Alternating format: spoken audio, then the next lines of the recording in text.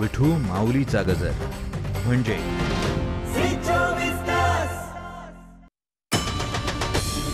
आई भवानीचा गजर म्हणजे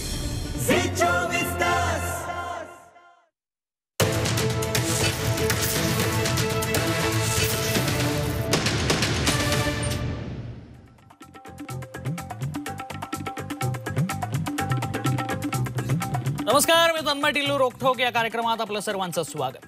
महाराष्ट्रातील मतदारांना आता मतपत्रिकेचाही पर्याय उपलब्ध करण्यात आलाय किंवा तो होणार आहे, यासाठी कायदा करण्याची सूचना विधानसभा अध्यक्ष असलेले नाना पटोले यांनी केली आहे. स्थानिक स्वराज्य संस्था आणि विधानसभा निवडणुकीत सध्या मतदारांना केवळ ईव्हीएमद्वारे मतदान करता येतं. मात्र ईव्हीएम बाबत असलेल्या शंका, तक्रारी लक्षात घेता यापुढे महाराष्ट्रातील मतदारांना ईव्हीएम बरोबरच मतपत्रिकेद्वारेही मतदान करण्याचा पर्याय मिळण्याची शक्यता आहे. जर हा कायदा राज्यात मंजूर झाला तर स्थानिक स्वराज्य संस्था निवडणुकीत राज्यातील मतदारांना मतपत्रिकेचा पर्याय उपलब्ध केला जाऊ शकतो. नागपूर येथील सतीश उके यांनी या संदर्भात विधानसभा अध्यक्षांकडे निवेदन तसंच याचिका सादर केली होती आणि त्याबाबत झालेल्या बैठकीत नाना पटोले यांनी कायदा करण्याची सूचना केली. याच बाबत आजच्या रोखोकमध्ये चर्चा करूया.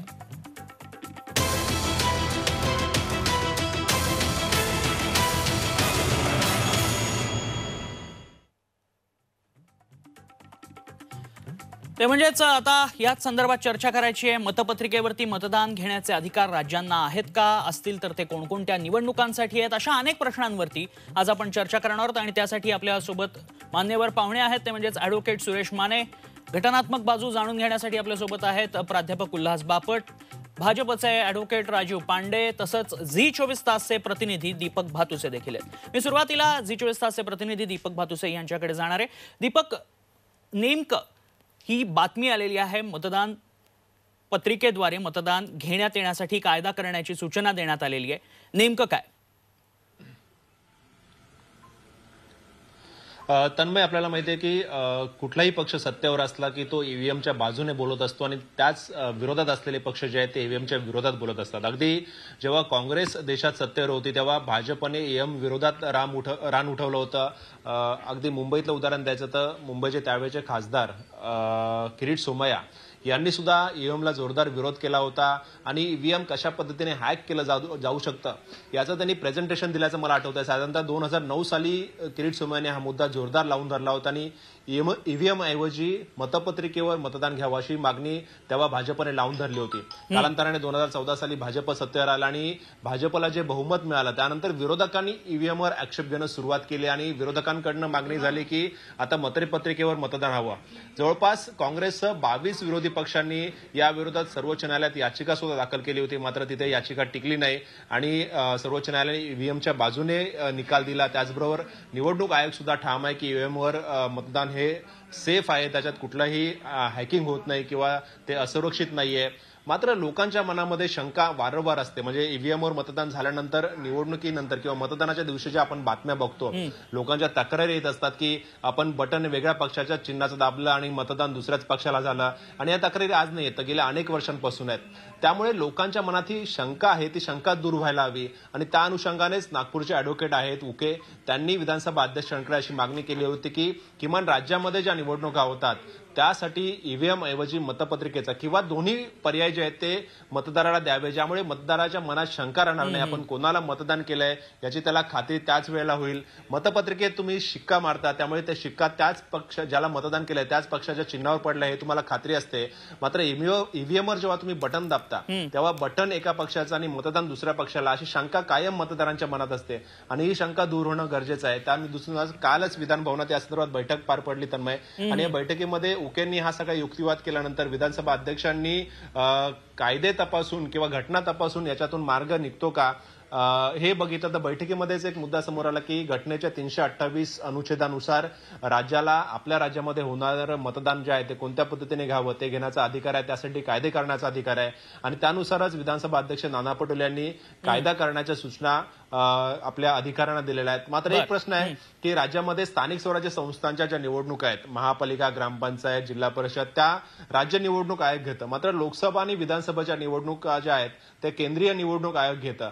तर दावा कालच्या बैठकीत असा करण्यात आला की विधानसभेच्या ज्या निवडणुका आहेत त्या कोणत्या पद्धतीने घ्याव्या याचाही अधिकार राज्याला आहे. मात्र त्याबद्दल घटनातज्ञ अधिक सांगू शकतात. मला हाच मुद्दा घेऊन प्राध्यापक उल्हास बापटांकडे जायचंय की मतपत्रिकेवर मतदान घेण्याचे अधिकार राज्यांना आहेत का, असतील तर ते नेमके कोणकोणत्या निवडणुकांसाठी आहेत, हा घटनात्मक पेच होऊ शकतो का? आता आधीच्या वक्त्यांनी सांगितल्याप्रमाणे हा प्रामुख्याने राजकीय वाद आहे. ज्यावेळी इलेक्ट्रॉनिक मशीन्स आली होती, व्होटिंग मशीन्स, त्यावेळी याच्यावर वाद झाला होता आणि आत्ता प्रत्यक्षात वापरली जात आहेत त्याही वेळी वाद आहे. आणि आधीच्यांनी सांगितल्याप्रमाणे सत्तेवर असलेले एका बाजूनी बोलतात आणि विरोधी दुसऱ्या बाजूनी बोलतात. मला दोनच मुद्दे इथे फक्त सांगायचे आहेत. एक म्हणजे निवडणुका हा लोकशाहीचा आत्मा आहे आणि भारताच्या राज्यघटनेची पहिलीच ओळ आहे की we the people of India having solemnly resolved to constitute India into a sovereign secular socialist democratic republic. तेव्हा डेमोक्रेसी आहे आणि डेमोक्रेसीचा आत्मा हा इलेक्शन आहे. आता घटनेमध्ये 15व्या भागामध्ये राज्यघटनेच्या निवडणुकीच्या तरतुदी दिलेल्या आहेत. 324 खाली निवडणूक आयोग आहे, 327 खाली पार्लमेंटला कायदा करता येतो आणि 328 खाली राज्याच्या विधानसभेला किंवा विधान परिषदेला कायदा करता येतो. तेव्हा याच्यावर विधानसभेच्या निवडणुका घेताना अशा तऱ्हेचा कायदा करता येईल असं मला प्रायमा फेशी वाटतं. त्यात अडचण येणार नाही. फक्त अडचण अशी आहे की हा राज्यांनी केलेला जो कायदा आहे तो संसदेशी आणि राज्यघटनेशी सुसंगत असावा लागतो. तो जर का विसंगत असेल तर तो घटनाबाह्य ठरतो. हा एक भाग क्रमांक 1. आणि दुसरा भाग ते म्हणजे विधानसभेच्या सभापतींनी अशी सूचना सरकारला दिली आहे. आता इथे एक महत्त्वाचा मुद्दा असा आहे की आपण वेस्टमिनिस्टर मॉडेल इंग्लंडमधनं घेतलेलं आहे, म्हणजे पार्लमेंटरी डेमोक्रेसी, ज्याच्यामध्ये स्पीकर जो आहे तो अंपायरची भूमिका करतो. तो राजकारणात कधी पडत नाही. आणि ॲक्च्युली इंग्लंडमध्ये तर स्पीकर झाल्यानंतर तो पक्षाचा राजीनामा देतो आणि स्पीकर म्हणून जेव्हा थांबतो त्यावेळी पुन्हा त्या पक्षात जातो.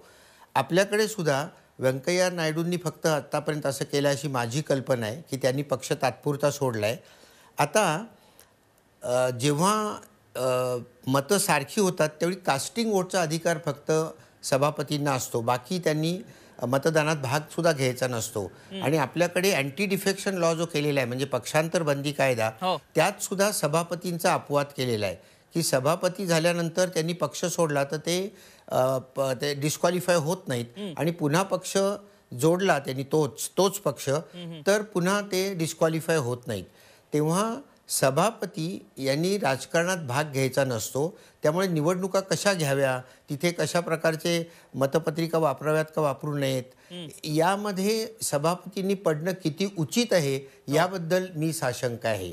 त्यामुळे मला असं वाटतं की इथे थोडासा घटनेचा औचित्यभंग झालेला आहे की सभापतींनी अशा तऱ्हेची सूचना सरकारला देणं.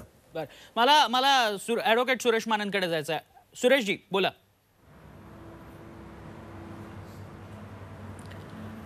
खरं म्हणजे EVMच्या विरोधातलं जे संशयाचं वातावरण आहे आणि त्याच्या बाबतीत ज्या काही न्यायालयीन प्रक्रिया झाल्या त्या प्रक्रिया लक्षात घेता माननीय सर्वोच्च न्यायालयाने देखील 2013 पासून EVM प्रक्रिया ही पूर्णपणे अगदी निष्पक्ष आणि निष्पक्षपाती निवडणुका पार पाडण्यास योग्य आहे असं काही न वाटल्यामुळं VVPAT-सारखा पुन्हा एक सुधार कार्यक्रम सुप्रीम कोर्टानं आपल्याला दिला होता.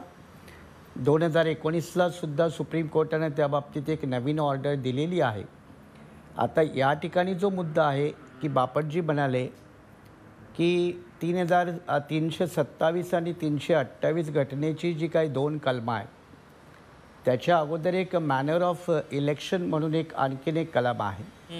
आणि मॅनर ऑफ इलेक्शनमध्ये पहिल्यांदा जेव्हा EVM मशीनचा वापर केरळमध्ये 1984 साली केला तेव्हा त्याला केरळच्या हायकोर्टात चॅलेंज केलं गेलं होतं आणि त्यावेळेला EVM ही पद्धती पीपल्स रिप्रेझेंटेशन ॲक्ट म्हणजे जनप्रतिनिधी कायदा याच्यामध्ये नव्हती आणि त्या आधारावरती EVMचं ते इलेक्शन रद्द करण्यात आलं होतं.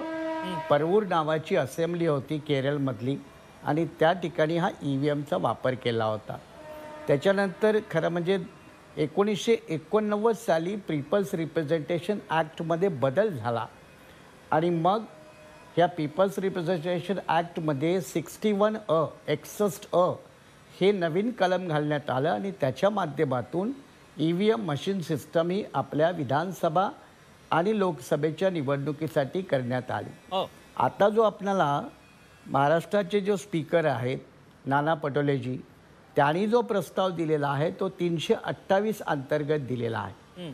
आणि 328 आणि 327 याच्यामधला फरक काय, तर 327ला जर कायदा केला असेल तर तो 328 नंतर करता येणार नाही. म्हणजे 328चं एरिया असा आहे की जर एखादा एरिया अनकवर्ड आहे म्हणजे ऑक्युपाय केलेला नाही तर त्या बाबतीत 328चा उपयोग करता येऊ शकतो. आता या ठिकाणी 327नुसार पार्लमेंटनं कायदा केलेला आहे आणि EVM मशीन 1989 पासून भारतामध्ये लोकसभा आणि विधानसभासाठी अस्तित्वात आहे. आता नाना पटोलेंची जी सूचना आहे की लोकल बॉडीच्या संदर्भात ते करता येईल का, तर त्या ठिकाणी तो स्कोप आहे. कारण लोकल बॉडीची इलेक्शन्स कशी करावी याच्या बाबतीत पार्लमेंटचा कायदा नाही. मी तुम्हाला स्पष्टपणे सांगू इच्छितो तन्मयजी, केरळमध्ये या लोकल बॉडी इलेक्शन्स आहेत त्या सरळ सरळ पॉलिटिकल पार्टी सिम्बॉलवर होतात. तिथल्या स्टेट लेजिस्लेचरनी एक ॲक्ट बनवलेला आहे आणि त्या ॲक्टनुसार तिथल्या लोकल बॉडीच्या इलेक्शन्स या पॉलिटिकल पार्टी आणि पॉलिटिकल सिम्बॉलवरती होतात. तर या लोकल बॉडीचं इलेक्शन कंडक्ट करण्याचं जे ज्युरिस्डिक्शन आहे ते राज्य इलेक्शन कमिशनरकडे असतं, स्टेट इलेक्शन आयोगाकडे असतं. आणि त्यामुळे नाना पटोलेंची जी सूचना आहे ही सूचनेचा आपण लोकल बॉडीच्या संदर्भामध्ये विचार करू शकतो. आणि जर विधानसभेच्या बाबतीत जर मात्र केला तर मात्र केंद्र आणि राज्य यांचे 2 कायदे झाल्यास केंद्राचाच कायदा हवी होतो. ही आपली घटनात्मक चौकट आहे आणि त्यामुळे तिथं फारसा स्कोप नाही. आता राहिला मुद्दा हा की स्पीकरला अशा प्रकारची सूचना करता येईल का, तर प्राध्यापक बापट यांनी त्या बाबतीत शंका उपस्थित केली. पण त्या बाबतीत कुणीही एखादा नागरिक अशा प्रकारचं निवेदन देऊन अशा चर्चेला सुरुवात करू शकतो. त्यामध्ये असं काही विशेष नाही. जसं आता आपल्या महाराष्ट्राचे राज्यपाल हे स्वतः देखील इनिशिएटिव्ह घेऊन अनेक विषयामध्ये प्रवेश करत असतात. त्याच पद्धतीनं जर आपल्या स्पीकरनी हा लोकशाहीच्या हितासाठी आणि जो काही जनमतामध्ये EVMच्या मशीनच्या बाबतीत जो गोंधळ किंवा संशय आहे, कारण आपण पाहिले टेम्परिंगच्या कंप्लेंट असतात, उन्हामध्ये मशीन चालत नाहीत, मशीन बंद पडतात किंवा ते एकच मत एकाच पक्षाला जातं, हे अगदी अनेक ठिकाणचे रिपोर्ट आहेत आणि ते रिपोर्ट अगदी सर्वोच्च न्यायालयाच्या समोर सुद्धा गेलेले आहेत. अशा पातळीवरती लोकल बॉडी इलेक्शनमध्ये बॅलॉट पेपरचा वापर करणं फार सहज सुलभ आहे आणि ती कक्षा राज्य सरकारची आहे. मला ॲडव्होकेट राजू पांडे यांच्याकडे जायचं आहे. ॲडव्होकेट राजूजी, ही जी मागणी करण्यात आलेली आहे मतपत्रिकेद्वारे मतदान घेण्याची, प्रतिगामी नाही वाटत? तन्मय जी, देखिए मुझे ऐसा लग रहा है कि इस पूरे डिबेट में दो इश्यूज हैं. जो पहला इश्यू है वो है लीगल इश्यू, जो अभी हमारे मित्र सुरेश माने जी ने बहुत विस्तार से बताया, बापट साहब ने बताया, आपके प्रतिनिधि जी मैंने सुप्रीम कोर्ट जजमेंट की बात की. तो जहां तक लीगल विषय है, स्टेट का जो लेजिस्लेचर है और पार्लियामेंट, उसके लिए 324 में सारा पावर इलेक्शन कमीशन के पास है. और मुझे नहीं लगता कि, मैं माने जी से सहमत हूं कि जो भी इन्होंने कहा है लोकल बॉडीज इलेक्शन की बात की है इन्होंने, अब तो जब वो कानून आएगा तभी हम उसको पढ़ने के बाद कह सकते हैं. क्योंकि आप देखिए देश में अभी भी कुछ दिन पहले हैदराबाद म्युनिसिपल इलेक्शन हुआ, बैलेट पेपर से हुआ. अरुणाचल में जो पंचायत चुनाव हुआ बैलेट पेपर से हुआ. तो ये एक है कि लीगल जो विषय है उसमें विधानसभा और लोकसभा की बात नहीं है. नीचे अगर वो कोई कानून बनाते हैं तो ये देखना पड़ेगा महाराष्ट्र की जनता को कि हमें आगे जाना है कि हमें पीछे जाना है. अब बात यह है, आप पॉलिटिकल बात, जो लीगल विषय है वो काफी आपके इस चर्चा में सब लोगों ने बता दिया. मैं पॉलिटिकल बात आपको बताता हूँ. देखिए क्या है कि पॉलिटिकली जो भारतीय जनता पार्टी की जो विरोधी पार्टियां हैं वो पॉलिटिकली भारतीय जनता पार्टी से लड़ाई लड़ नहीं पा रही है, क्योंकि ना उनके पास चेहरा है, न चरित्र है, न कोई एजेंडा है. इस कारण से उनको लगता है कि हम ये करेंगे, क्योंकि अगर आप भारत में बैलेट पेपर का इतिहास देखेंगे तो आपको मैं याद दिलाना चाहूंगा कि किस प्रकार बिहार में कांग्रेस पार्टी बूथ लूट कल्चर के साथ सरकार में रही और लालू यादव जी उस पर पीएचडी करके 15 साल तक सत्ता में बने रहे। हर दिन जब 4-4, 5-5 भाग में जब इलेक्शन होता था, हर एक भाग में 100 से 125 लोग बूथ लूटिंग, बमबाजी, बम फायरिंग और बूथ लूटने की प्रक्रिया होती थी। आज आप बताइए इस हिंदुस्तान में कभी आपने सुना है जब से ईवीएम आया है कि कोई बूथ लूटने की परंपरा हुई? इंक डाल दिया जाता था, जो बक्सा होता था ना उसमें इंक डाल देते थे कि जिससे कि हमारे विरोधियों का सारा मतपत्र खराब हो जाए। मुझे एक बात बताइए, अभी आप कहेंगे कि हम ईवीएम को हटा करके बैलेट पेपर लाएंगे, अब कहां तक लेके जाएंगे? फिर अभी एक लेटेस्ट इलेक्शन पूरी दुनिया में हुआ जहां जो यहाँ के कुछ लोग हैं जो कहते हैं कि देखिए अमेरिका में मतपत्र पर हो रहा है, अमेरिका में जितनी रिगिंग की कंप्लेन आ रही है और जितने पिटीशंस फाइल हुए हैं, क्या हिंदुस्तान में उतने ऑब्जेक्शंस आए ईवीएम पर? सुप्रीम कोर्ट ने इसके सारे विषयों को देखते हुए वीवीपैट लगा करके उसके साथ मिलान करने के बाद इसको अपहेल्ड किया। अब नाना पटोले साहब जो कह रहे हैं वो अध्यक्ष हैं। पहले मुझे लगता था कि पॉलिटिकल पार्टी के जो लीडर होते थे वो कोई कानून लेके आते थे। अभी पहली बार मुझे लग रहा है कि एक नई परंपरा शुरुआत हुई है महाराष्ट्र में कि अध्यक्ष बताएंगे कि कौन सा कानून लेके आना है। अध्यक्ष का वोटिंग जो भी है तन्मय जी, जब टाई हो जाता है तब अध्यक्ष का वोट डलता है। यानी अध्यक्ष, जो हमारे बापट साहब जो प्रोफेसर साहब है उन्होंने बिल्कुल सही कहा कि अध्यक्ष की भूमिका एम्पायर की भूमिका में होती है और यहाँ अध्यक्ष ही आगे कह रहे हैं हम ये कर लेंगे। माने साहब ने कहा, मेरे मित्र है, लेकिन उन्होंने कहा कि नहीं कोई भी आदमी आके बोल देगा। अरे कोई भी आदमी नहीं है ना आजकल नाना पटोले साहब सभापति है, अध्यक्ष है। इस परिस्थिति में इस प्रकार की जो बात होती है इससे पता चलता है कि इसका कोई लीगल आधार नहीं है, यह पॉलिटिकल आधार है। और पॉलिटिक्स में फिर क्यों ऐसा ये कर रहे हैं? कल तक देखिए शिवसेना आज सरकार में है, कल तक जब चुनाव लड़ने वक्त में शिवसेना और भारतीय जनता पार्टी का गठबंधन था तब तो उन्होंने कभी नहीं कहा कि ईवीएम हटाओ। अब चूंकि उनके जो दो लेफ्ट राइट में जो उन्होंने साथ में आदमी रख लिया है, दो पार्टियां, उनको लगता है कि ईवीएम हटा देने से वो चुनाव जीत जाएंगे। मला मुद्दा लक्षात आला। मला पहले एक मिनट, एक लाइन और तन्मय जी, अभी कुछ दिन पहले हैदराबाद में भी चुनाव हुआ है। कहां है परफॉर्मेंस कांग्रेस का? 2 या 3 सीट पे कांग्रेस निपट गई हैदराबाद म्युनिसिपल इलेक्शन में। वहां पर जिन पार्टियों के वोट थे वो चुनाव जीत के आए। आपने देखा कि भारतीय जनता पार्टी नंबर 2 पर आई, वहां पर जो एआईएम है उसने बहुत, तो कहां वहां पर कुछ हो रहा है? तो ये सब पॉलिटिकल बातें हैं, जनता सब समझ रही है, इनको काम करना चाहिए और जनता के बीच में जो अपने काम के आधार पर जाकर के चुनाव लड़ना चाहिए। बर मी येतोय सुरेश माने तुमच्याकडे। सुरेश जी बोला, काय व्यक्त व्हायचं तुम्हाला, काय म्हणायचं आहे? ॲडव्होकेट राजीवजींनी ईव्हीएमचं पॉलिटिक्स या संदर्भात त्यांनी मतं मांडली। तो एक मुद्दा आपण बाजूला जरी ठेवला तरी ईव्हीएमच्या विरोधामध्ये पहिल्यांदा सुब्रमण्यम स्वामी यांनी 2013ला सुप्रीम कोर्टात याचिका टाकली होती। ती काही काँग्रेसवाल्यांनी वगैरे नव्हती टाकली। सुब्रमण्यम स्वामी भारतीय जनता पार्टीचे खासदार, त्यांनी 2013ला सर्वोच्च न्यायालयात याचिका टाकली। त्याच्यानंतर त्यांचे एक जे आता प्रवक्ते आहेत त्यांनी एक स्वतंत्र ग्रंथ लिहिला ईव्हीएम मशीनवर, त्याला प्रस्तावना अडवाणी यांनी लिहिलेली आहे आणि ईव्हीएम मशीन कशी योग्य नाही अशा प्रकारचा पहिला डिस्कोर्स भारताच्या राजकारणामध्ये बीजेपीने आणला। त्यामुळे बीजेपी याच्यावरती किती मोरली अथॉरिटीने बोलू शकते याच्याबद्दल वाद आहे। दुसरा मुद्दा असा आहे की ईव्हीएम मशीन असावी की नसावी, जेव्हा जनतेमध्ये संशय असतो तेव्हा राजकीय पक्षाने त्याच्याबद्दल वाद घ्यायची काय हरकत काय? की ठीक आहे, या देशात अजून सर्वोच्च न्यायालय आहे, इलेक्शन कमिशन व्यवस्था आहे, ते त्याच्यावर योग्य निर्णय घेतीलच ना। पण यांनी आपण निवडणुका जिंकतोय म्हणून त्याचा पुरस्कार करायचा किंवा कोणीतरी आपण निवडणुका हरतोय म्हणून त्याचा विरोध करायचा, हे काही लोकशाहीसाठी चांगलं आहे असं काही मीही मानत नाही। त्यामुळे पॉलिटिकल डिस्कोर्स जरी आपण बाजूला ठेवला तरी ईव्हीएममध्ये मिस्टेक नाहीत का हे ॲडमिट केलं पाहिजे ना। आणि राहिली पॉलिटिकल बूथ कॅप्चरिंग, रिंगिंग, आता हे 21व्या शतकात राजीवजी बिहार असेल किंवा उत्तर प्रदेश असेल हे शक्य आहे का? त्यामुळे आता बूथ कॅप्चरिंग आणि रिंगिंगचा जमाना हा आता झाला गेला, तो एक भारतीय इलेक्शनमधली फेज होती, आता ती शक्य नाही। त्यामुळे ईव्हीएम मशीनच्या ऐवजी बॅलॉट बॉक्स आले, म्हणून काही रिंगिंग आणि बूथ कॅप्चरिंग होईल या आर्ग्युमेंटमध्ये काही वाद नाही. दुसरी गोष्ट, हा काही मागासलेपणाचा भाग नाही.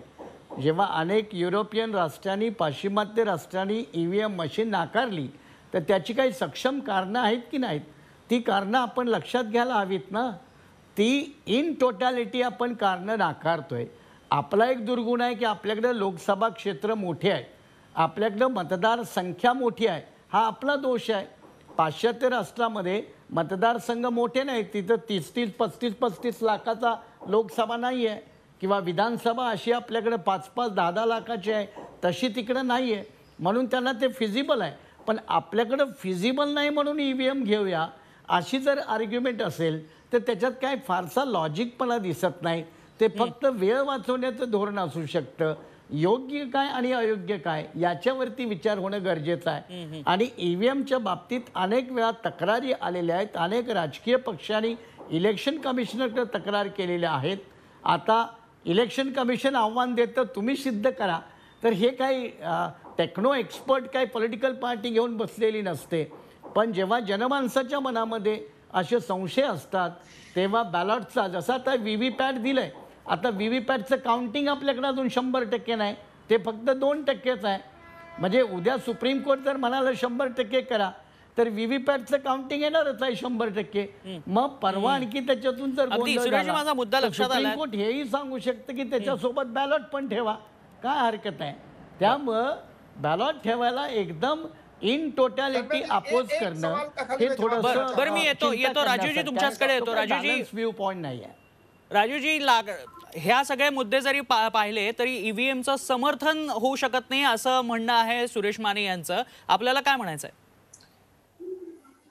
देखिए, सुरेश जी ने बिल्कुल सही कहा कि उस समय में, पहले तो उस समय सुब्रमण्यम स्वामी जी भारतीय जनता पार्टी के खासदार नहीं थे, आज है वो खासदार. उस समय मेरे हिसाब से वो उनकी अपनी एक पार्टी होती थी, जनता पार्टी करके. मेरा ये कहना है ना, बिल्कुल आपने सही कहा कि सुप्रीम कोर्ट लोग गए, 24-25 सारी पार्टियां भी सुप्रीम कोर्ट गई. तो सुप्रीम कोर्ट ने सारे विषय को डिस्कस करके, सारे इलेक्शन कमीशन से सारे चेक्स एंड बैलेंसेस को देखते हुए फाइनली सुप्रीम कोर्ट ने कहा कि EVM से इलेक्शन होना चाहिए. इलेक्शन कमीशन एक सेपरेट इंडिपेंडेंट बॉडी है.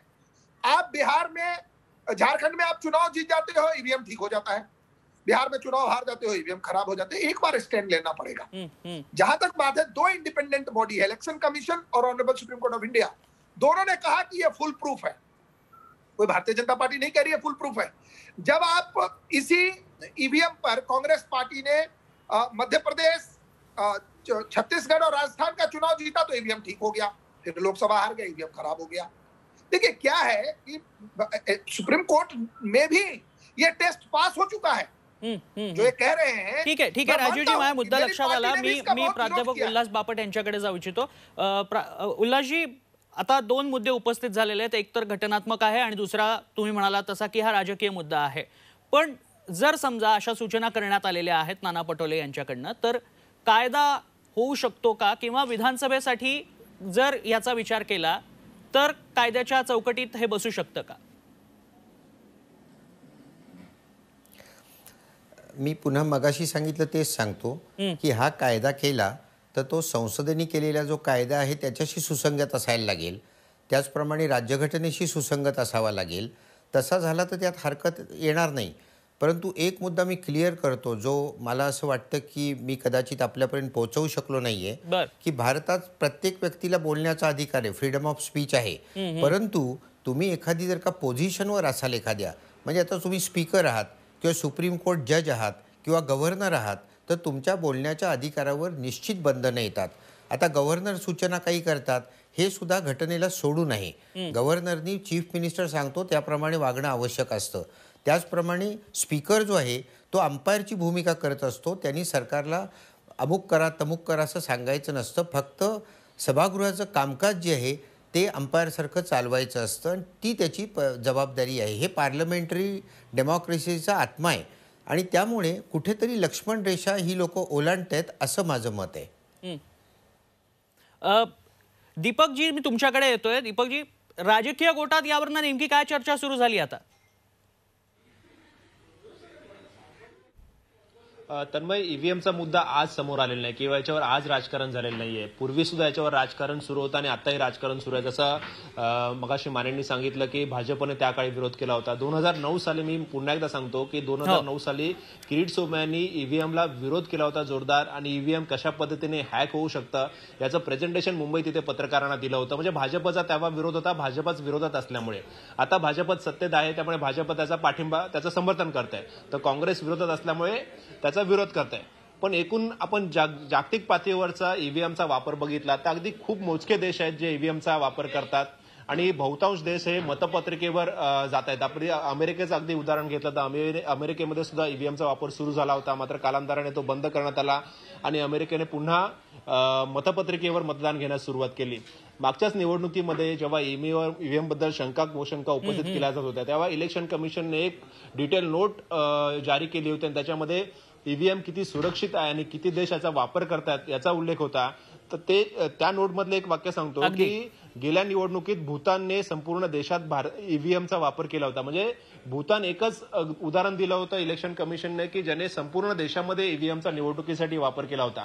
आणि अनेक देश आहेत, म्हणजे माझ्या माहितीनुसार केवळ 4 देश आहेत ते संपूर्ण देशात ईव्हीएमचा निवडणुकीसाठी वापर करतात, आणि इतर जे देश ईव्हीएमचा वापर करतात ते काही पार्टमध्ये करतात, म्हणजे पूर्ण देशात निवडणुकीसाठी वापर केला जात नाही. भारतात मात्र पूर्ण देशामध्ये ईव्हीएमचा वापर विधानसभा लोकसभा निवडणुकीसाठी केला जातोय. अगदी खरं आहे. आता म्हणजे महाराष्ट्रातल्या मतदारांना मतपत्रिकेचा देखील पर्याय उपलब्ध होऊ शकतो आणि यासाठीच सूचना करण्यात आलेल्या आहेत. पर्याय कुठलाही असेल, शेवटी मतदाराचं मत आणि ते महत्वाचं असणार आहे आणि त्यातूनच पुढे ते मत नेमकं कोणाला जातं यावरूनच पुढचं भविष्य ठरणार आहे. त्यामुळे पर्याय कुठलाही असो, सगळी सत्ता आहे ती मतदाराच्या हातात आहे. मतदार हाच खरा राजा आहे हे विसरता कामा नये. आज रोखोक चर्चेमध्ये इथेच थांबतोय. पाहुण्यांनी आज आपल्याला वेळ दिला त्याबद्दल त्यांचे मनपूर्वक आभार. तुम्ही पाहत राहा झी24 तास. रहा एक पाऊल पुढे.